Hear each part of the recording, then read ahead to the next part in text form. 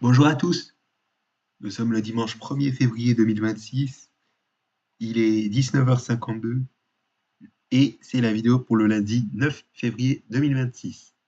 Alors juste avant de commencer la vidéo, vous allez me dire pourquoi je tourne la vidéo un dimanche alors que normalement ça devait être le lundi 2 février 2026.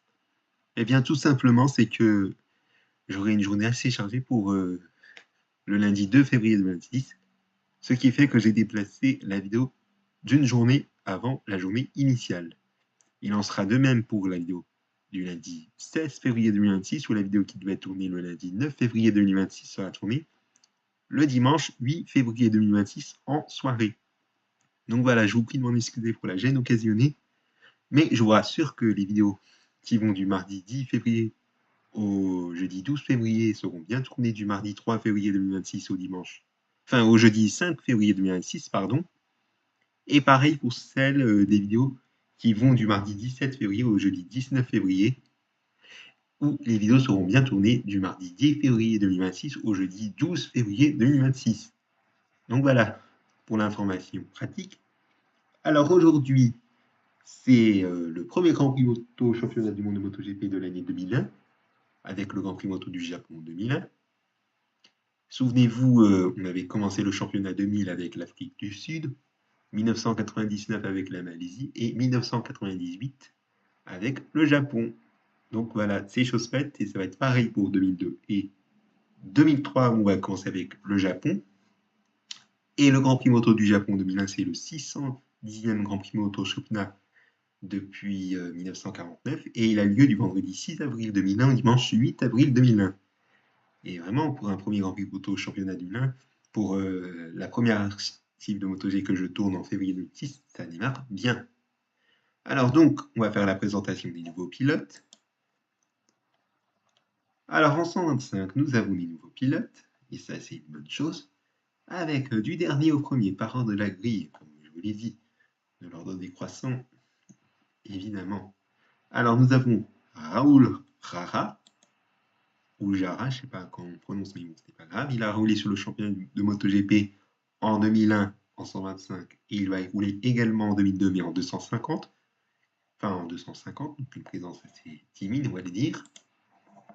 Ensuite, nous avons Johan Olivet.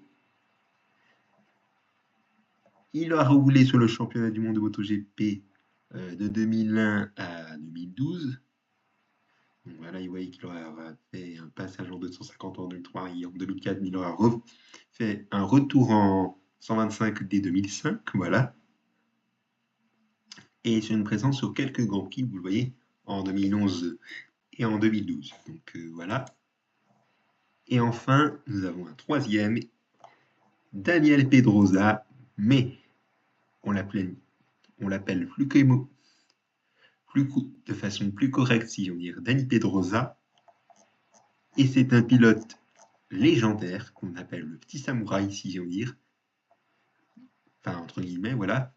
Il aura roulé sur le championnat du monde de MotoGP, vous voyez, pendant de nombreuses années, de 2001 à 2018, mais en 2021, 2024 et 2023, bon, je vais faire une petite inversion pour les dernières années, mais bon, c'est pas grave. Vous voyez qu'il aura fait des présences sur des grands prix en tant que wildcard, je tiens à le prévenir. Mais tout cela, nous aurons bien l'occasion d'en parler.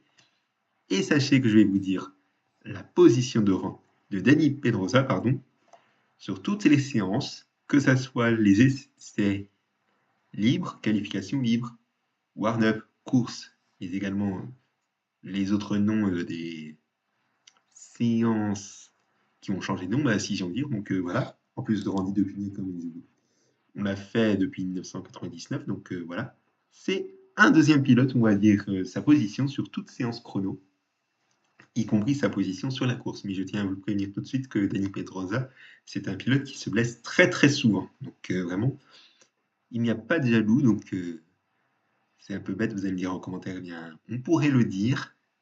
Mais bon, est-ce que je n'ai rien oublié pour la présentation des nouveaux pilotes? Eh bien oui, je n'ai rien oublié. Je vais vous dire les wildcards et les remplaçants. Alors comme wildcards, nous avons Hideyuki Nakajo, Naoki Kato, Yuzo Fujioka, Hiroyuki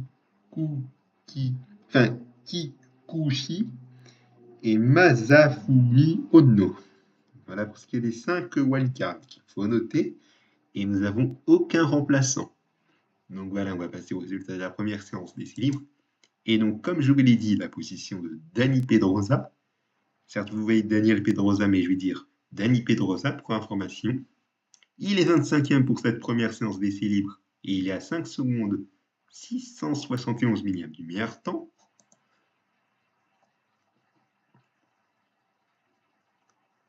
On va passer maintenant à la première séance de qualification libre. Avec Dani Pedrosa qui est 25e à nouveau, à 4 secondes 78 millième du meilleur temps.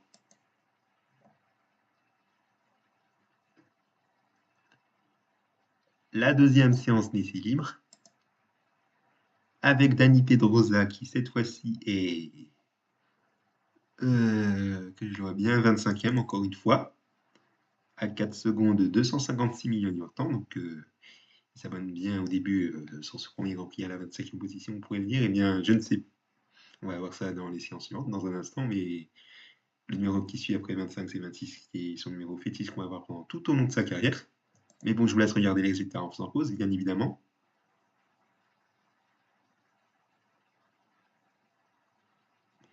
On passe à la deuxième séance de qualification libre, avec Dani Pedrosa, 23e cette fois-ci, à 2 secondes 790 millième du meilleur temps.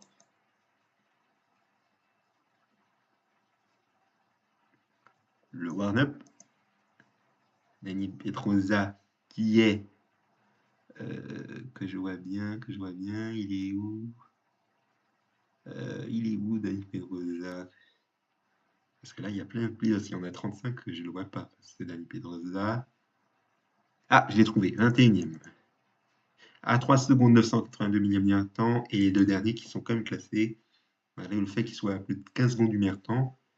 17 secondes 828 millième pour ce qui est de l'avant-dernier qui est Angel Rodriguez.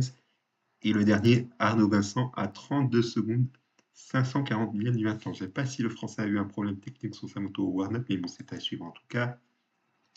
Mais en tout cas, entre l'avant-dernier et l'avant-avant-dernier, l'écart est assez grand, même chose entre l'avant-dernier et le dernier. Mais bon, je vous laisse regarder les résultats du warm-up en faisant pause, évidemment.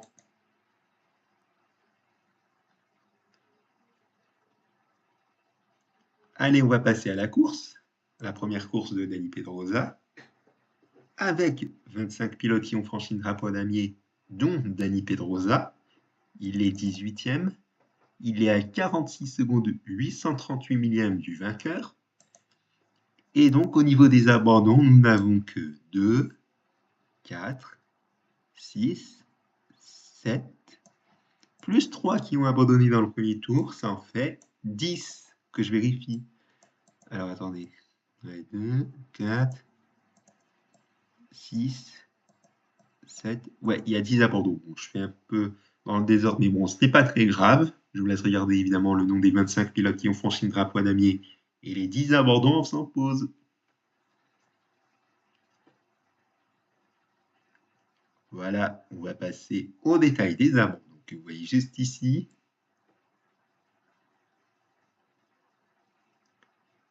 Et si vous avez fait pause, on va passer maintenant, vous l'auriez compris, à la catégorie 250. Alors, en 250, qui nous avons comme nouveau pilote? Eh bien, j'en ai que 2, avec d'abord Stuart Ewarts, pas d'informations sur lui. Et d'autre part, nous avons Katja Poensgen, qui est une Allemande, et non pas un Allemand, puisque, sachez-le, c'est une femme. Et ouais, les femmes qui font de la moto, c'est très rare, sachez-le. Elle aura roulé sur le championnat du monde de MotoGP en 2001 et en 2003, mais pas en 2002.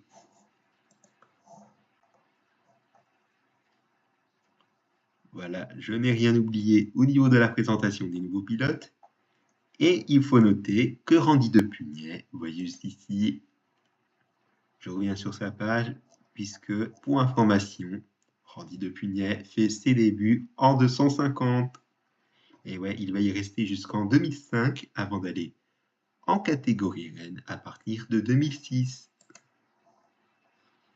Voilà. Alors donc, au niveau des wildcards et des remplaçants, nous avons en wildcard Tekukayo, Tero Sekibushi, Shinichi Nakatomi, Jun Kameya, Hiroshi Aoyama, et c'est tout. Nous avons, attendez que je dis, 1, 2, 3, 4, 5. Ouais, il y a 5 wildcards. Alors donc, on va passer aux résultats de la première séance d'équilibre et la position de Randy de Pugnet. Pour cette première séance d'équilibre, en tant que pilote en 250, il est où? Ah, il est 18e à 3 secondes 796 millième du temps puisqu'il a le numéro 80 cette fois-ci.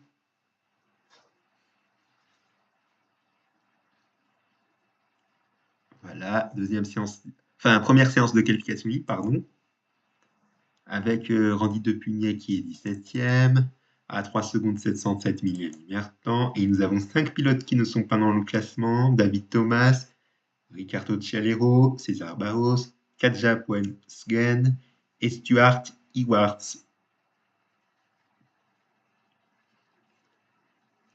Voilà, deuxième séance d'essai libre maintenant. 34 pilotes. Attendez que je reviens un petit peu en arrière. Je ne sais pas si on avait dit 34. Ouais, c'est bon, il y en a bien 34. Excusez-moi, je pensais qu'il y en avait 35, mais non, il y en a bien 34.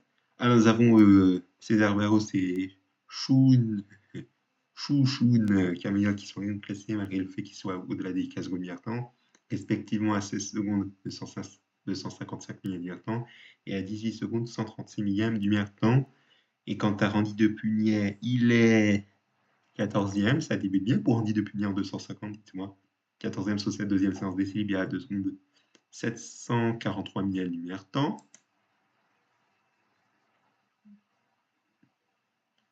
Voilà, deuxième séance de qualification, on y vient. Avec Randy de Pugnet 10e, c'est très intéressant pour Randy de Pugnet. À 2 secondes 599 millièmes du temps, donc on se demanderait peut-être si la catégorie de 158 plaît. On va voir ça pendant ces 5 années. Mais bon, malheureusement, pour David Thomas et César Barros, s'ils sont une nouvelle fois pendant le classement, on ne les verra pas pour la course. Tandis que Jun Kameya n'est pas dans le classement, il n'a fait aucun chrono, puisqu'il était dernier à la deuxième séance d'équilibre, qu'il avait fait peu de tours. Vous avez vu qu'il en a fait que 2. Vous allez dire qu'il avait chuté et qu'il s'est peut-être baissé. Eh bien, probablement que oui, puisqu'on ne le verra pas sur la journée du dimanche, c'est-à-dire au warm-up et à la course. Mais bon, je vous laisse regarder les résultats en faisant pause, évidemment.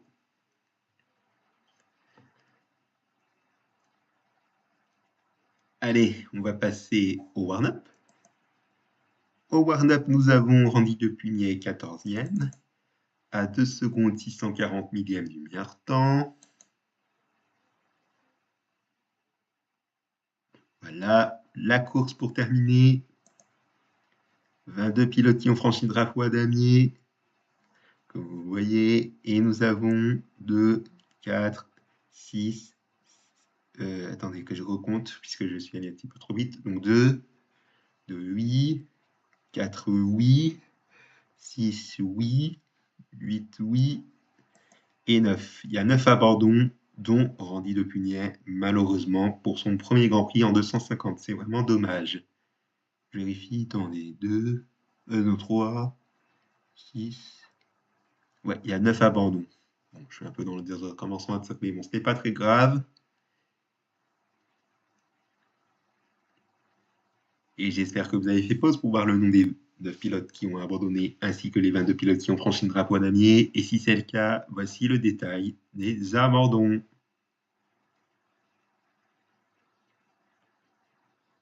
Voilà, et vous l'avez vu que Randy de Pugnet a abandonné après avoir fait un passage à la voie des stands.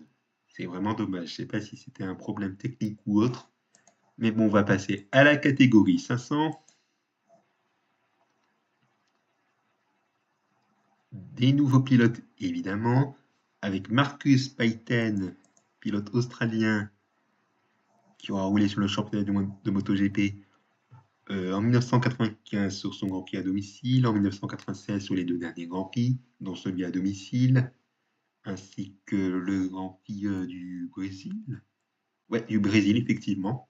Et sur ce Grand Prix moto du Japon en 2020, 1995 et 1996, c'était en 250. Et pour ce Grand Prix moto du Japon 2001, c'était en 500, le seul.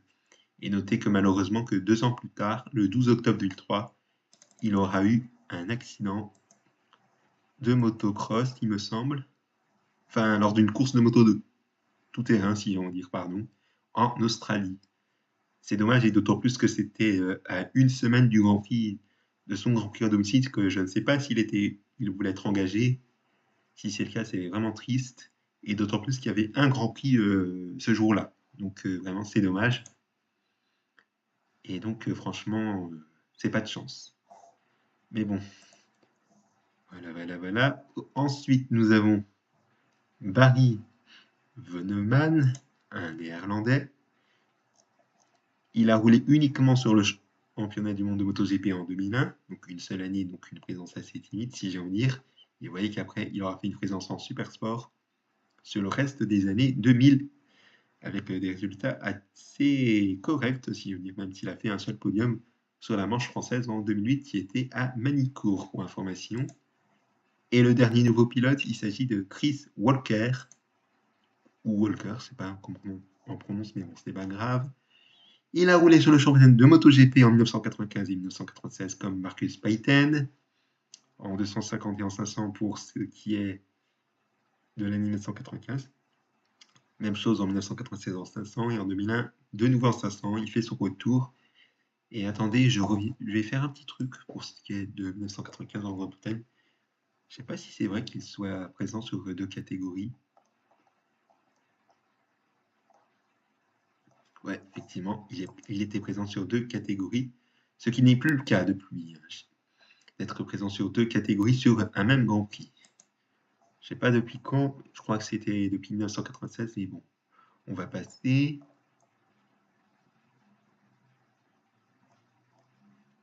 Et j'ai rien oublié, donc nous avons une seule wildcard, Akira Ryu, et j'ai aucun remplaçant, que ça soit en 250 que je vous l'ai peut-être pas dit, mais également en 500. Donc voilà, on va passer au résultat de la première séance d'essai libre, évidemment. Et la position de Valentino Rossi, comme je l'ai fait sur le championnat de l'an 2000, puisque c'est uniquement en catégorie N que je dis la position de Valentino Rossi. Mais bon, pour cette première séance d'essai libre, il commence bien, le championnat 2001, avec le meilleur temps, 2 minutes 6, 602 millièmes du meilleur. Ah, il a fait son chrono en 2 minutes 6, 602 millièmes. Et nous avons Marcus Payten, oulala, quand même classé, mais à 28 secondes, 104 millièmes de Valentino Rossi, ce qui est assez curieux, vous le voyez juste ici. Mais bon, je vous laisse regarder les résultats, on s'en pose évidemment.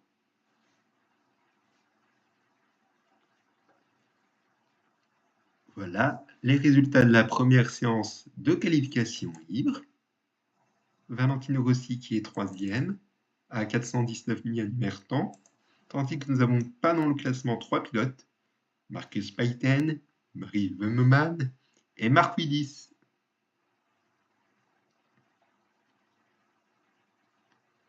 Voilà, on va passer à la deuxième séance d'essai libre. Valentino Rossi qui est de nouveau meilleur temps, 2 minutes 5, 715.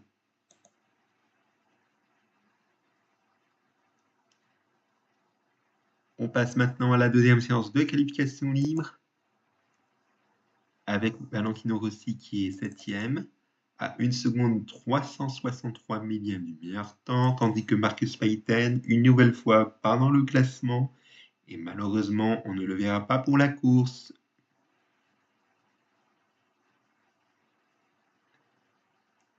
Allez, on va passer au warm-up, avec Valentino Rossi qui est 5e, à 577 millièmes du meilleur temps, et le dernier Barry Veneman, vous le voyez, il est à 18 secondes 247 millièmes du meilleur temps, pardon, quand même classé. Vous voyez qu'entre l'avant-dernier et le dernier, il y a près de 10 secondes et demie d'écart. Allez, on va passer à la course. Nous avons Valentino Rossi qui s'offre la victoire, la première de l'année, ce qui est assez intéressant, la 3e de sa carrière en catégorie Rennes, si je ne me trompe pas. 13 pilotes qui ont franchi le drapeau à damier. Et nous avons 2, 4, 6, 8, 9, 11 abandons. Ouh là là, c'est pas mal ça quand même. Ça fait beaucoup d'abandonneurs que je vais revérifier. Alors 2, oui. 4, oui. 6, oui. 8, oui. 9, oui. 11 abandons. Donc effectivement, nous avons 11 abandons.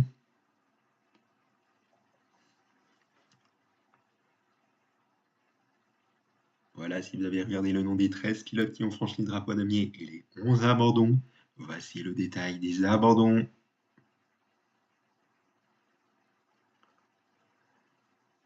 Voilà, c'est la fin de cet archive de MotoGP numéro 47, vous l'auriez compris. Merci à vous de l'avoir suivi. Et juste avant de se quitter, vous l'auriez remarqué que Valentino Rossi, on va traduire en français, avec sa victoire, il offrait la 500e victoire de Honda de l'histoire du championnat du monde de MotoGP, toutes catégories confondues, ce qui est vraiment magnifique, que ça soit en 125, en 250 ou en 500, mais également dans d'anciennes catégories, bien sûr. D'ici là, passez une excellente journée sur ma chaîne YouTube et rendez-vous mercredi pour le Grand Prix Moto d'Afrique du Sud 2001. Excellente journée à tous sur ma chaîne YouTube. Merci pour votre attention.